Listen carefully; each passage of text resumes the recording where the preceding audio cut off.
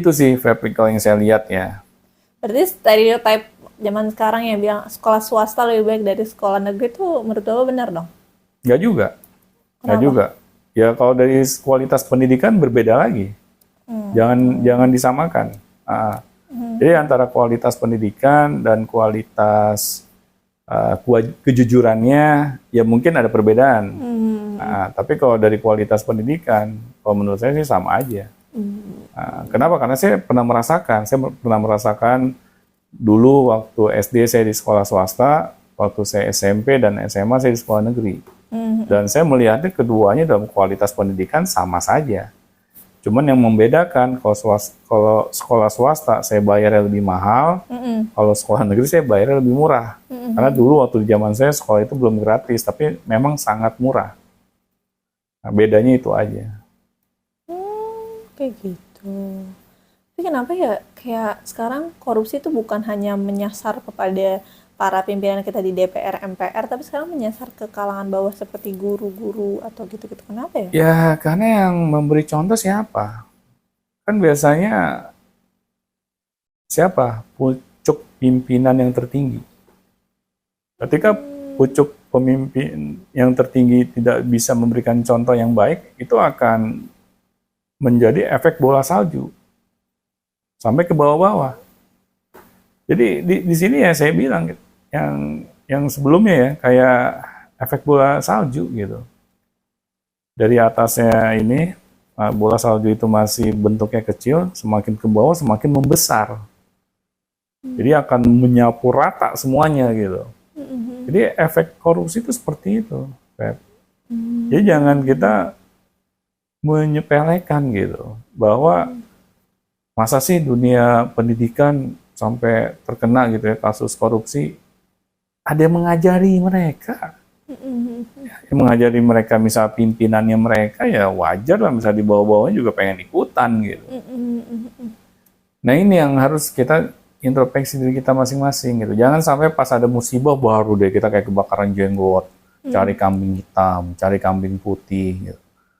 Ya kapan kita mau dewasa gitu, pola berpikir kita. Ya. Kenapa sih negeri Indonesia tercinta ini tingkat korupsinya tuh sangat luar biasa? Ya karena ada yang memberikan contoh gitu. Betul. Nah sayangnya memberikan contoh ini para pemimpin kita. Jadinya wajar gitu, kalau misalnya orang-orang yang dibawa ke pemimpinannya juga ikut-ikutan.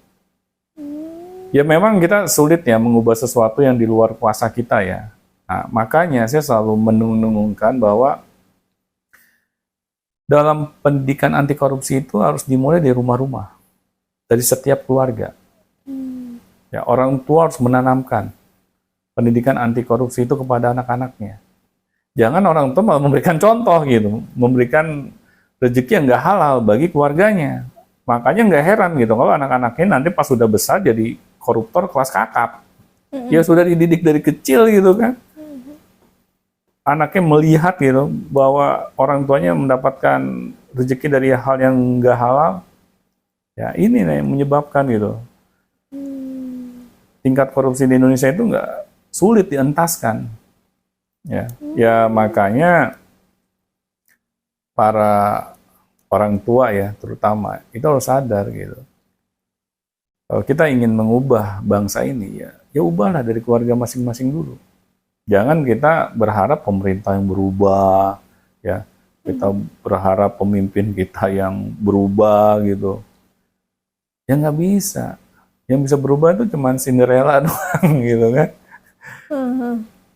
Di dunia nyata nggak ada kalau hal perubahan itu tidak dimulai dari diri kita dulu. Tapi kalau orang tua nih Pak, kan kayak kan ada orang tua yang sibuk nih ya Pak ya, kayak misalnya sibuk dua-duanya kerja gitu kan. Kayak apa sih ngomong kayak Pak Doni, saya nggak bisa ngurus anak saya kerja sibuk. Buat apa saya sekolah kalau saya ngurusin lagi? Nah itulah salahnya kita terlalu banyak alasan. Ya, paling gampang kan bikin alasan. Kita dulu sebelum punya anak berdoa pagi siang malam berharap dapat anak. Pas sudah ada anak dianggurin anaknya. Ya gimana Allah nggak kesel coba? Lo dulu minta anak sampai kejar-kejar. Pas punya anak, anak nggak lo urus, lo malah titipin lagi ke yang lain. Dititipin ke pihak sekolah lah, dititipkan ke pihak pesantren lah, berharap mereka yang ngajarin akhlak anak-anaknya. Kenapa nggak lo sendiri yang ngajarin akhlak anak lo? Ya memang nanti kalau sampai ada apa-apa dengan anak kita, ya setelah kehidupan dunia ini berakhir, emang kita nggak ditanya tanggung jawab kita sebagai orang tua? Misalnya anak kita jadi korban narkoba atau jadi koruptor, emang orang tuanya nggak kena dampaknya? Nggak ditanya sama malaikat. Ya. Mengapa anak kamu kok jadi kayak begini? Kamu ngapain aja? Kamu nggak mendidik anak kamu? Kena kita. Kan ada cerita tuh, ada orang tua nih yang intinya udah siap-siap mau masuk surga. Anaknya masih dihisap kan. Nah, anaknya pas dihisap, dia ngomong, kenapa kok kamu begini gitu? Kenapa kamu nggak beramal? Orang tua saya nggak mengajari saya. Akhirnya orang tuanya udah mau masuk ke surga ditarik lagi sama malaikat untuk mendengarkan kisah anaknya. Ya ternyata pas anaknya argumennya diterima oleh Allah, dia jadi masuk surga, masuk neraka bareng-bareng. Nah ini yang kita nggak mau gitu. Makanya orang tua itu harus mau belajar jadi orang tua. Kita jangan pandainya bikin anak doang, tapi pas ngedidiknya kita kasih ke orang lain. Nah ini yang kurang etis kalau menurut saya, Pak. Back to the topic, kalau ada yang nanya nih Pak, kayak Pak, pentingnya pendidikan korupsi buat anak-anak kita apa sih? Karena kan gini ya, misalnya kita udah mendidik nih sampai umur 5 tahun atau 6 tahun, 7 tahun lah bahasanya gitu. Tiba-tiba mereka ke kecamatan atau ke kelurahan gitu, melihat ada prosesi itu, entah mereka nggak teracun lagi, Pak. Ya makanya orang tua harus mau mendampingi, bukan dampingi ke kelurahan ya, tapi kasih nilai-nilai anti korupsi kepada anak. Biar apa? Agar anak itu punya prinsip. Tetapi kalau orang tua nggak pernah mendidik anak, orang tua tidak pernah memberikan nilai-nilai keluhuran, ya, budi pekerti, ya bagaimana anak kita tuh bisa tahu gitu, mana yang benar, mana yang salah.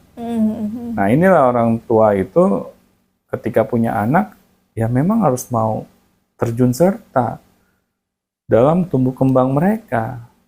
Kalau orang tua abai, ya bagaimana anaknya bisa memiliki sikap anti korupsi? Sedangkan orang tuanya aja cuek, apalagi orang tuanya koruptor juga lagi. Nah ini kan jadi buah si malakama gitu.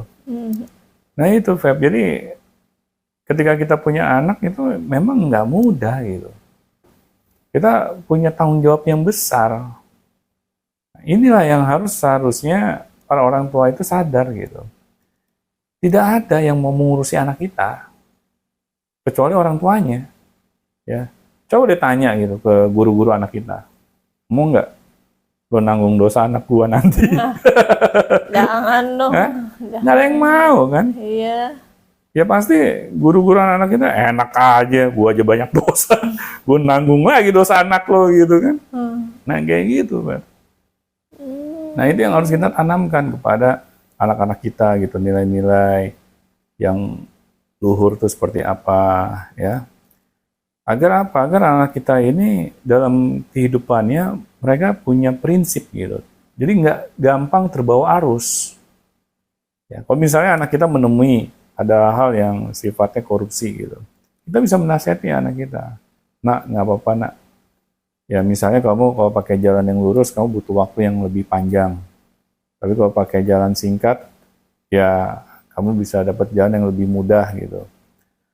Ya sudah, karena ini jalan yang benar, meskipun panjang, ya udah jalani nak. Ini kita berproses aja. Nah, anak kan akhirnya ketika mendapatkan nasihat seperti itu dari orang tuanya, dia akan sulit gitu, gampang terpengaruh dengan lingkungan. Tapi kalau orang tuanya nggak mendampingi, ya bagaimana coba? Ya inilah pentingnya peran orang tua dalam mendidik anak-anaknya. Bukan ngedidik pendidikan akademis ya. Wow, gue kan nggak berbakat matematika gitu. Masa gue mesti ngajarin matematika kepada anak gue?